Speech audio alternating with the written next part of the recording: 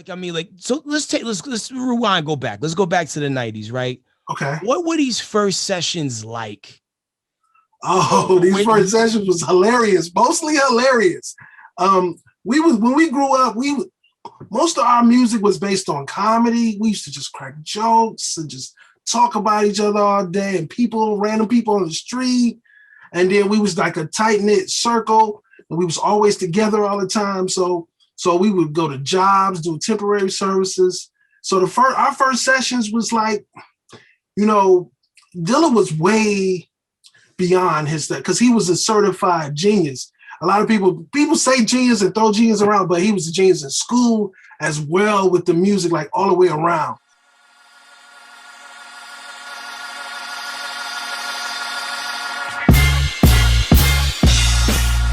Yo, listen, man, HeadKrack After Hours, and I can't even front. This is kind of the reason why I even do what I do. This is the culture right here, and every now and then you get to touch the hem of the garments of the people who really put in that work, man. Part of one of the most iconic groups in rap history, and still cranking out classics on his own. Dolo, one time. Oh, thank you. Slum Village. What's going on, my brother? What up, Dolo? I'm here. Yo, man.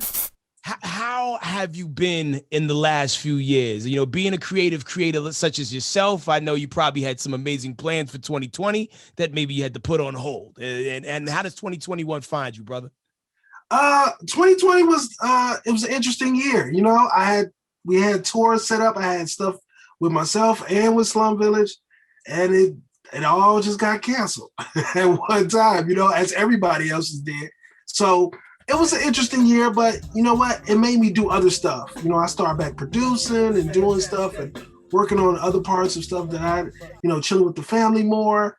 All that came together. So I mean, it's a gift and a curse. And it seems like the dope part about like how people manage their time during the lockdown was the ability to spend more time in that family space. There's a lot of people who got a chance to watch their kids grow that wouldn't have because they had extravagant plans. So, far as any additional skills that you walked away with so far, what would you say one of those was? I picked up production again. I was really not producing that much. And I just like, you know what? I saw somebody on Instagram. I was like, man, I could do that. I make beats. And then I went and just made a beat tape. And I put it out and did well. And I was like, oh, okay. I just started picking up arts and crafts and just started doing stuff. Started back DJing and all type of stuff. Just honing in on my skills. That's what's up. Now, what type of beat making instrumentation did you start producing on? Like what machine you gravitated Well, to? I couldn't go back to my essence, which is like the old school. Like I started off on the 3000, the SP1200 and all that. But I'm on the machine now. I'm up to date. So I'm killing the machine, which is a dope machine. I like machine. It took me a minute to get past the learning curve, but once I got there, it was dope. Yeah, you got to love the science, man.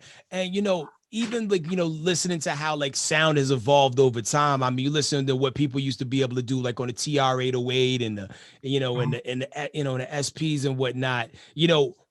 What pocket of time you think had the best retro machinery compared to what's going on currently?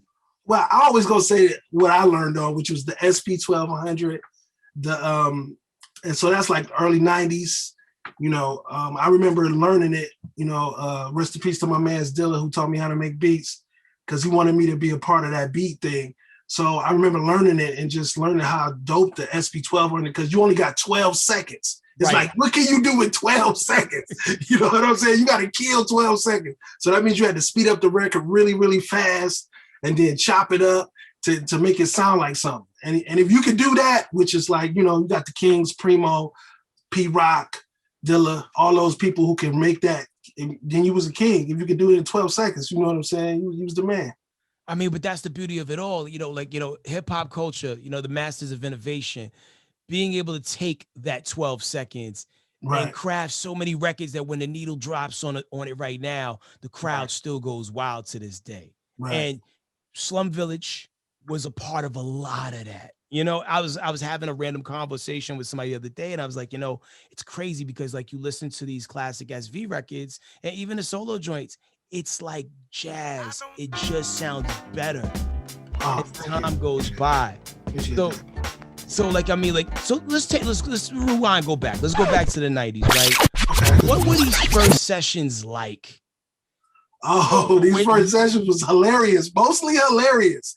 When we grew up, most of our music was based on comedy. We used to just crack jokes and just talk about each other all day, and random people on the street. And then we was like a tight-knit circle, and we was always together all the time. So we would go to jobs, do temporary services. So our first sessions was like, Dilla was way beyond his stuff because he was a certified genius. A lot of people say genius and throw genius around, but he was a genius in school as well with the music, like all the way around. Okay. So he would just always constantly amaze us when we was just looking like, wow, where's this guy come from? You know what I'm saying? So our first sessions was me just learning and watching everything. I knew how to rhyme, but I didn't know the inner workings of how a studio worked or any of that. So I was just learning. And he had already been learning all that from our mentor who mentored us, which was Amp Filler. Okay. Now, like the order in which everybody met each other, how did that come together? Well, it started off like, you in high school. I heard about his clique. I had a clique. And we was like, oh, yeah, he supposed to be dope. So, we all got together. I had this big old cypher in my grandma's basement.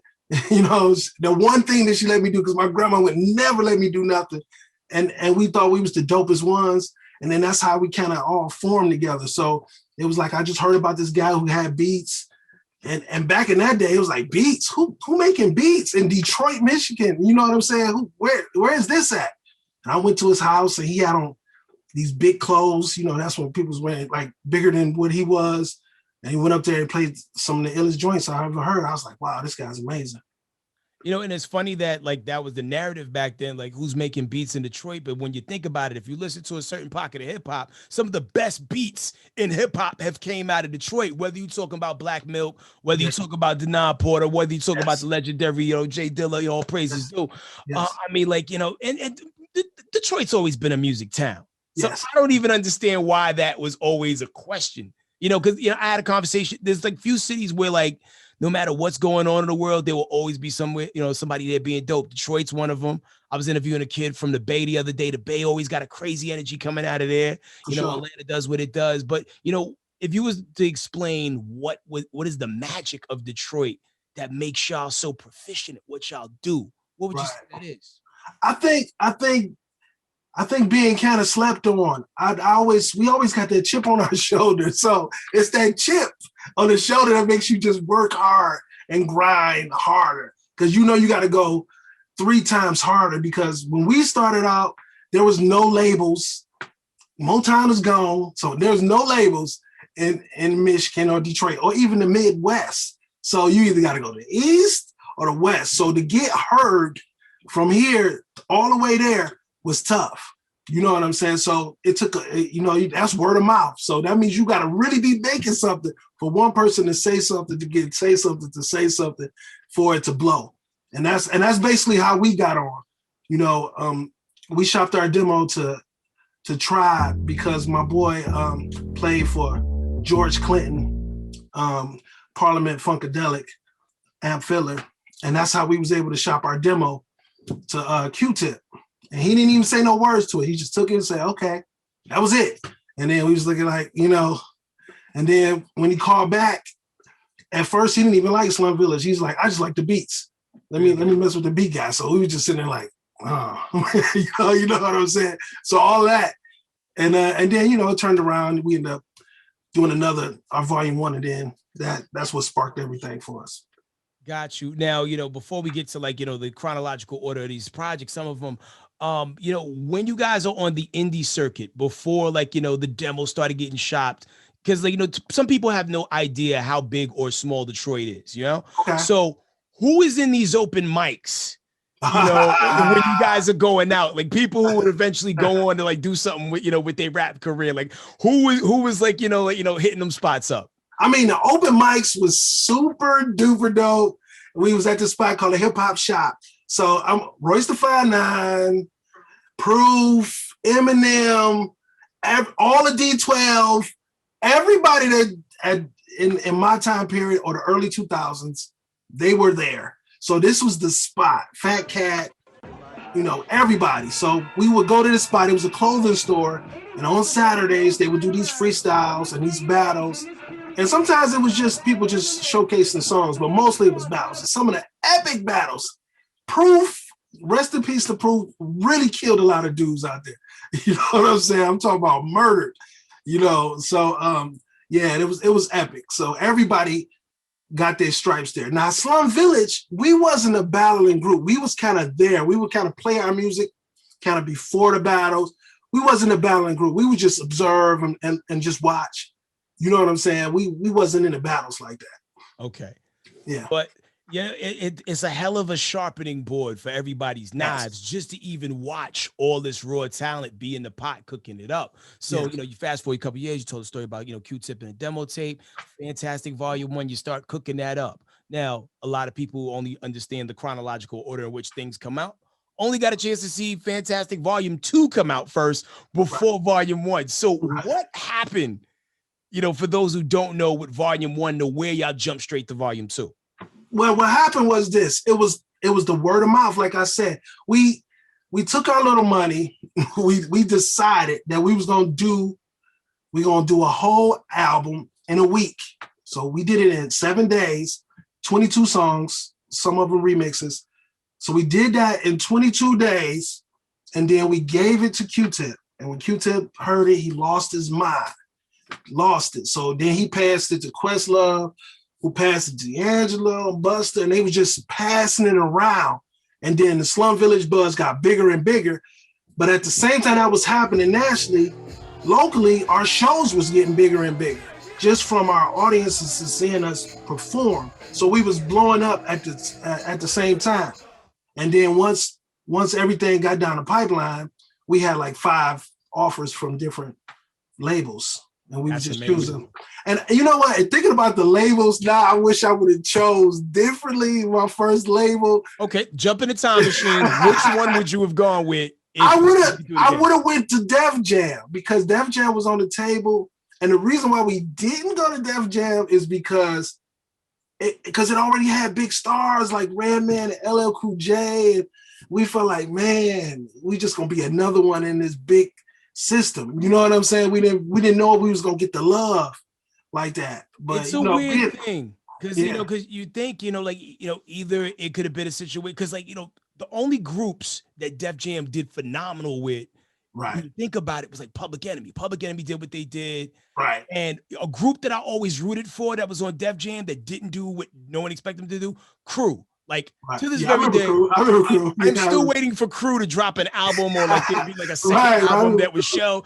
But like Def Jam didn't know what to do, and the album was brilliant, you know, at the end of the day. But what you guys managed to create is just something so magical, man. And I don't know how many people just walk up. I mean, probably not in COVID, but like, you know, just walk up in the street and just thank y'all for what you did for the culture, because like, people always talk about how rap is just like such a kiddie thing or just, you know, something for the youth, but you actually made music that you can grow up with and grow up to, you know what I mean? As a group and solo, and it all sounds good. Like, thank you.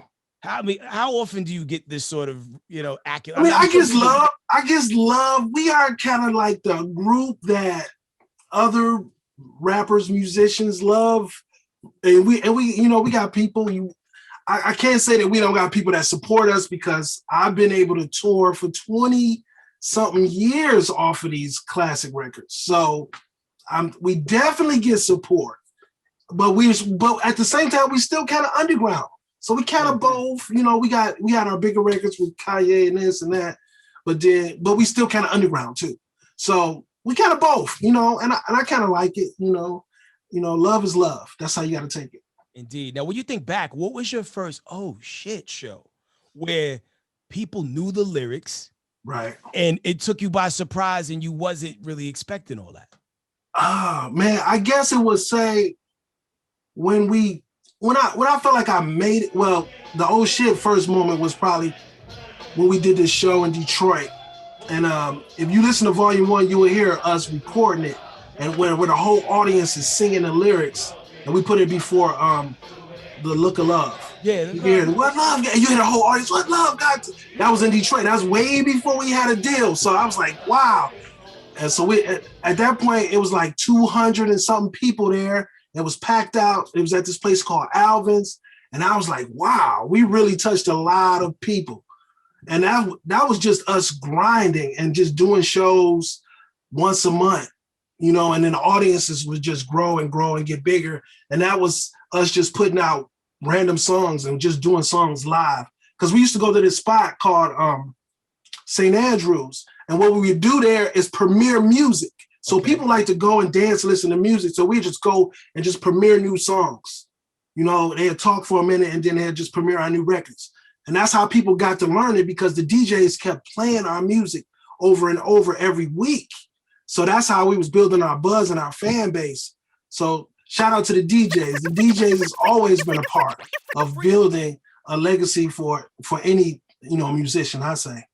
And also, man, your live show is something special. I got a chance to catch y'all on a few different occasions, couple festival situations, and y'all probably don't even remember this, but when you guys were working, the Foundation album, you guys came to Dallas. I was doing nights at the time on 97.9 The Beat. Oh, I think did we ask you to come out and you couldn't come out or something like that? No, I definitely came out. We went to some club after the fact, and we hung out for a little. It was cool. It was super cool, man. And it was just such a vibe. And like, I think we played it real cool when you guys were around, but when y'all was left, like, oh shit, that was so cool.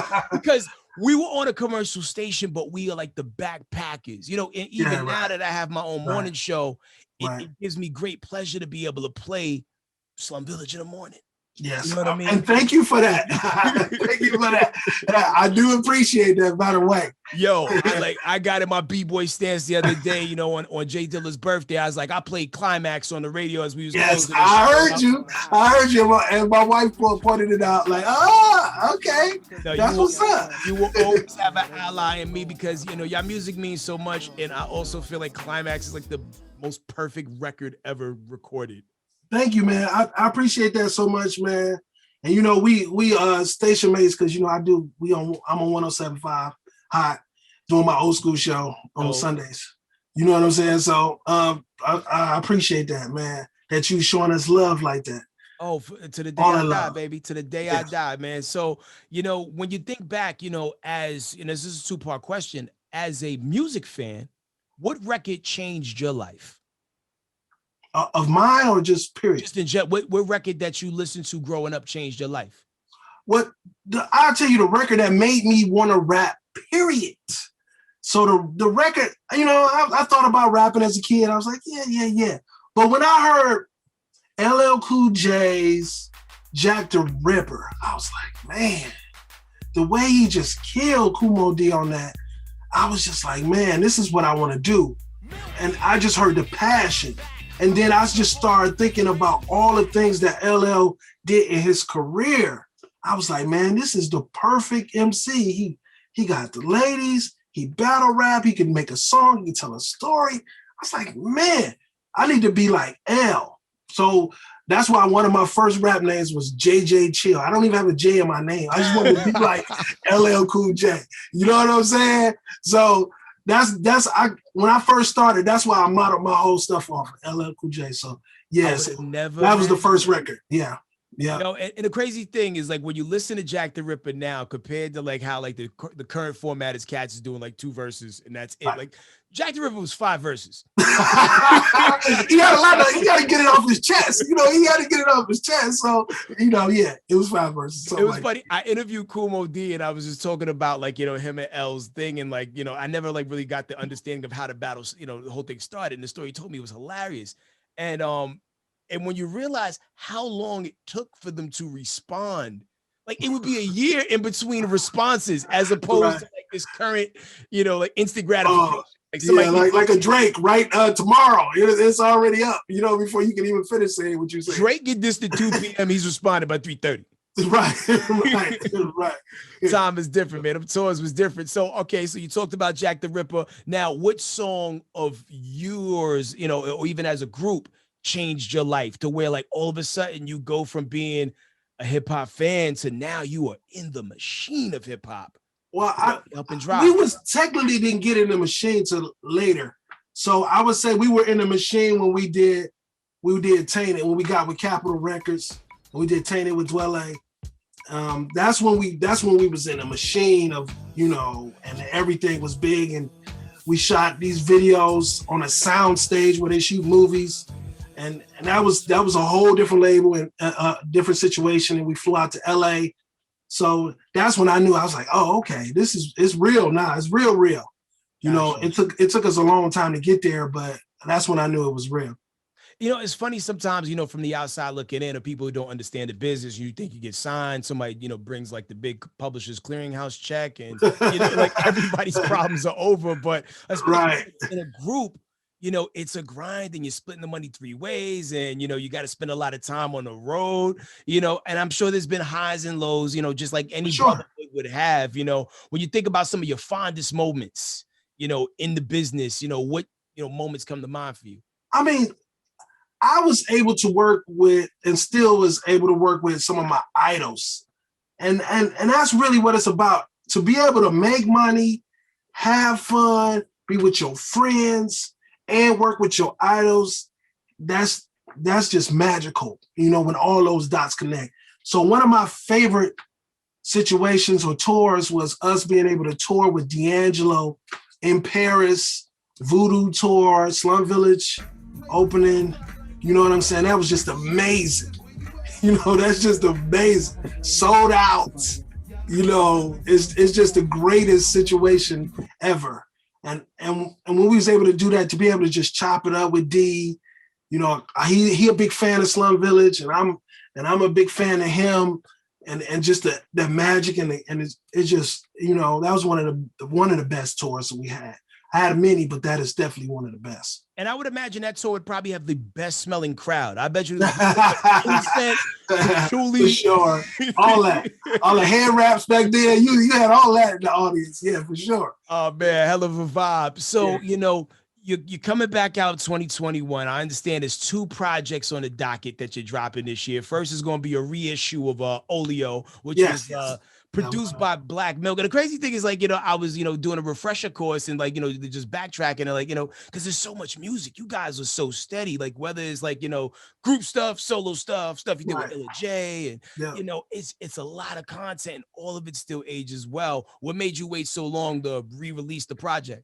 Well, at first it was just a mixtape that I did, but then I had people start hitting me up saying, yo, what happened to this?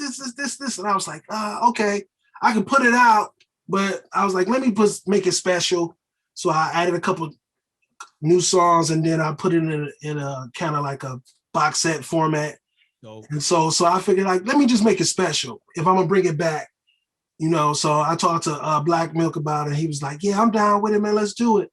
And then, he remixed it and got it sounding better and everything. So we decided to go for it, man. Even though it's years later.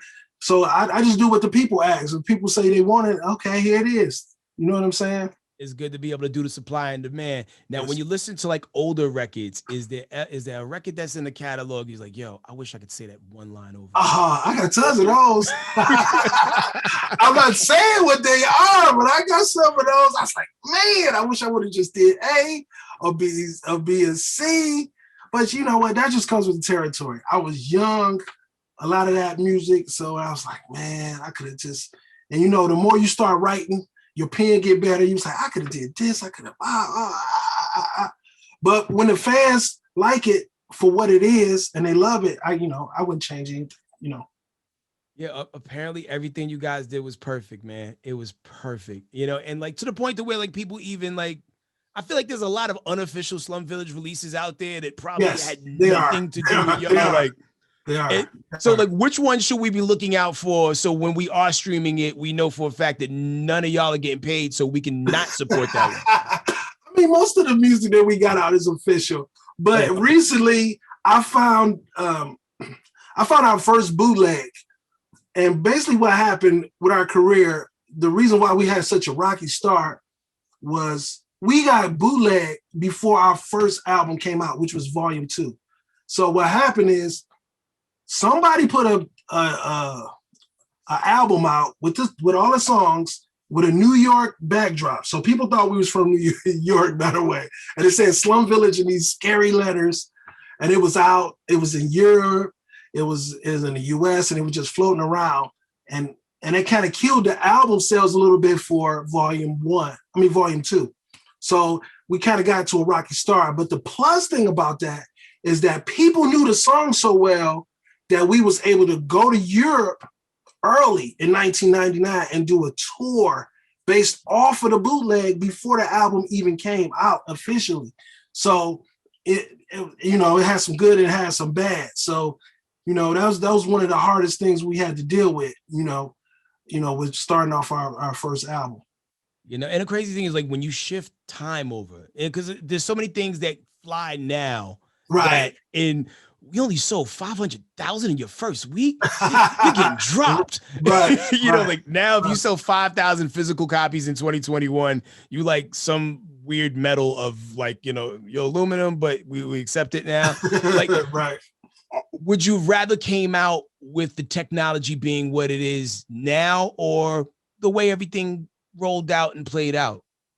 Absolutely not now.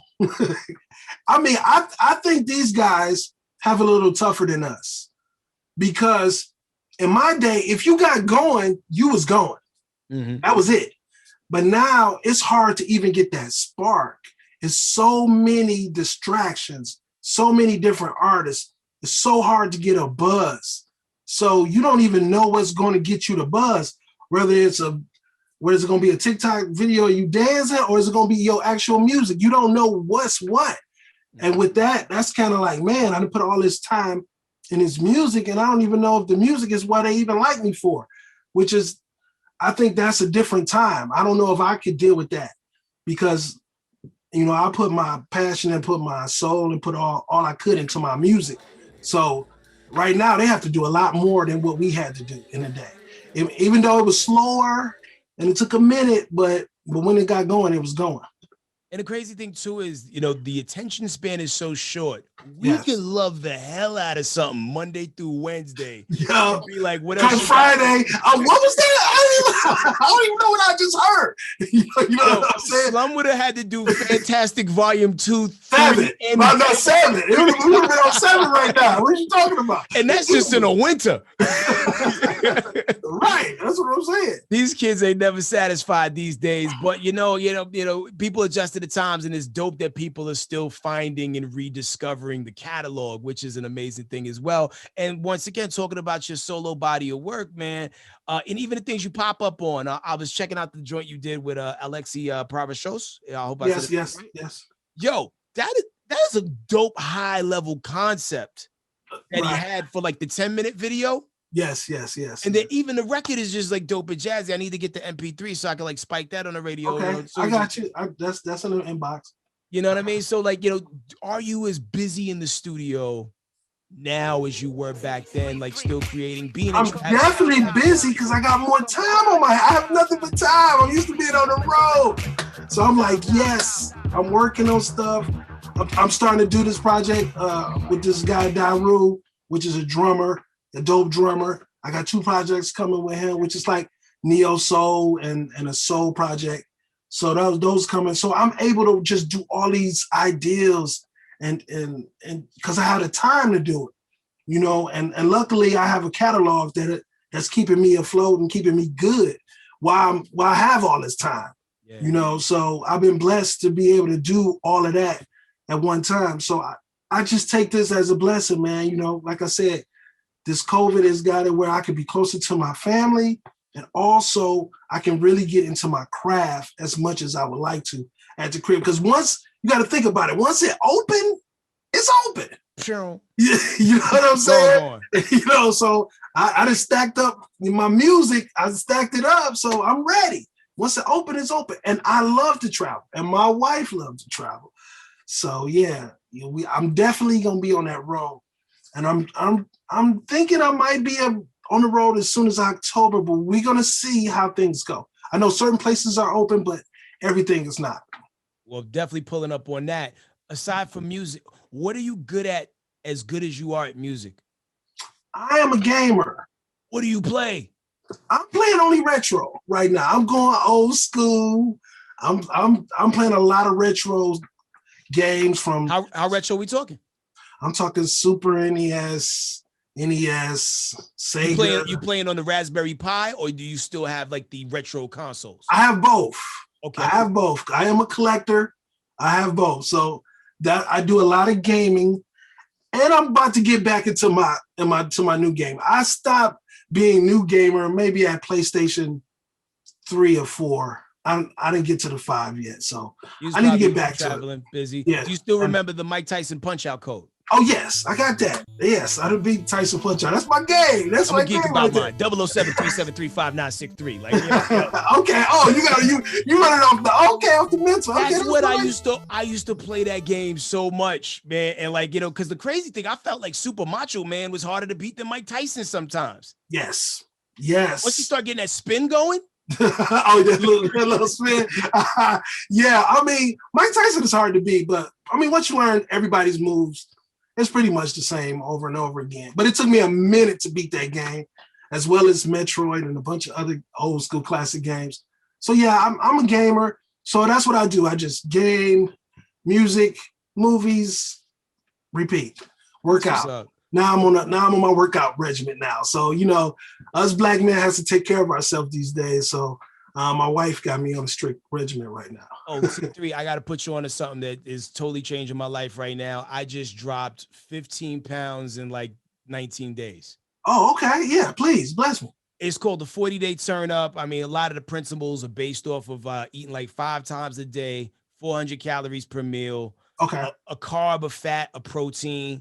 Okay. And, and exercise as you can get it in, even if it's just walking a mile. And the weight's just dropping off me. My blood pressure is way low again. Oh, okay. All right. Yeah. Lace me. Yeah. Send me something on that. Yeah, for I'll sure. send you the deets. I'll send you the deets so you can get down with the program or the process, as I would say. But it's really working out. I feel fantastic. I want to run a 5K, but it's chilly outside. Oh, okay. All right. Well, that's a blessing. You know what? I've been doing my juices in the morning. So I juice. And I work out, I at least do 45 or more on a cardio, and just watching what I eat, cutting a lot of carbs and sugar out. So that's the basic thing. So I dropped about 25, 30, but in the course of three or 4 months. Congrats. I do want to see what you talking about though. So I'm ready to take it up to the next slot. I'm gonna put you in the game, man. I want to see all my brothers live, man, and like because you gave us life through your art. And it just brings a lot of joy to my heart just knowing that a lot of people that got this culture going is still here. Like, yes. I mean, because we lose them every day, man. Rest in peace to Punch Marky D, man. Did you ever meet him? Yes. I got a chance to meet him. I think it was in like 2 years ago. I met him at a strip club. Actually. The one he works at the booty trap? Yes, at the strip club in Miami. I went to the back. I met him. He was cool, man. He was a good guy, man. I got to chop it up for a minute. That's what's up, man. Like, unlike a lot of the genres, you can still talk to Kool Herc. We can still talk to a Chuck D. We can still talk to a T3. Thank you, man. Much for all you've done.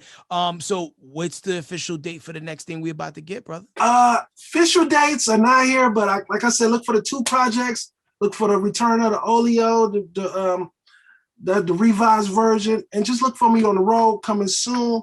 Working on a lot of things, man. I just want to thank you for just taking the time out to talk to me. You know what I'm saying? I see what you be doing in the streets. I saw the verse where you threw the Dilla in there. I saw that. I say he's still keeping his pen sharp. Okay, I see you. I see you. Well, man, definitely send you the build. And if people want to tap in with you on the radio show as well, where did it go? What time can you check in? Oh, yeah, I'm on the radio show 107.5. That's Hot 107.5. Sundays at 7 p.m. It's called the Cook Up Show. It does old school hip hop. Then I sneak a little new in there every now and then. But I do my own version of a versus battle where I take 2 unknown people and then I let people call and vote or hit me up on Instagram and see which one they like the best. Got you. So let's just say if we're going like, I don't know, record for record, Prince versus Michael Jackson, who wins that? That's Prince all day. I'm sorry. I gotta go Prince diverse. Yes. I mean, because for a lot of reasons, Prince play instruments and sing. riots, you know, dances, you know.